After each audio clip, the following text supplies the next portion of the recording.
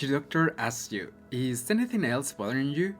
And you think to yourself, do I invest my energy in trying to explain my problems? You take your chance and you tell them that you have been feeling down. Their response is, are you eating enough? What? Hi, welcome back to the channel.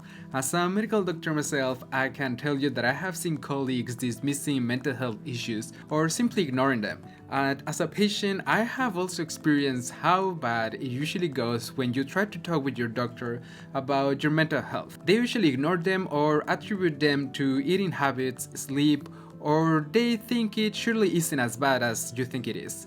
In the best case scenario, you might be referred to a psychiatrist and you will see in a couple of months. But the problem is that you need help today. Your issues are present today. From a societal point of view, these issues come from the stigma around talking about mental health in most communities. Doctors often feel uncomfortable talking about vulnerable topics, and they put a barrier that diminishes their empathy for their patients. On a more specific level, I think medical training has been focused on what is known as the biomedical model. This is a model that tries to explain our health through a variety of processes that doesn't take into account how our social and cultural environment affects our mental health. That's why you'll often see doctors saying that you're depressed because your thyroid gland doesn't work well, or some other physical issue.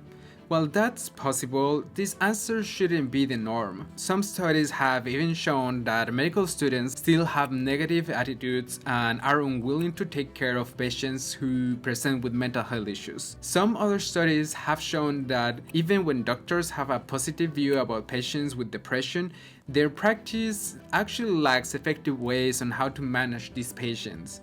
These doctors know the theory about mental health, but they lack the skills needed to effectively manage mental health disorders. In short, this causes a loop in which doctors don't learn how to deal with mental health issues and patients don't tell them about their mental health issues. So in the end, this mismatch means that doctors can't realistically meet patient needs when it comes to mental health. One of the things I see as the source of this issue is how medical education focuses on pushing students to their limits, emotionally and physically. As humans, these students develop coping mechanisms that detach them from emotional burden of dealing with death and disease every single day. Being insensitive is almost seen as desirable in these groups. So what I say that we need is a complete overhaul of the medical education system. But mostly I think as a society we should think more about how we talk about mental health in the media.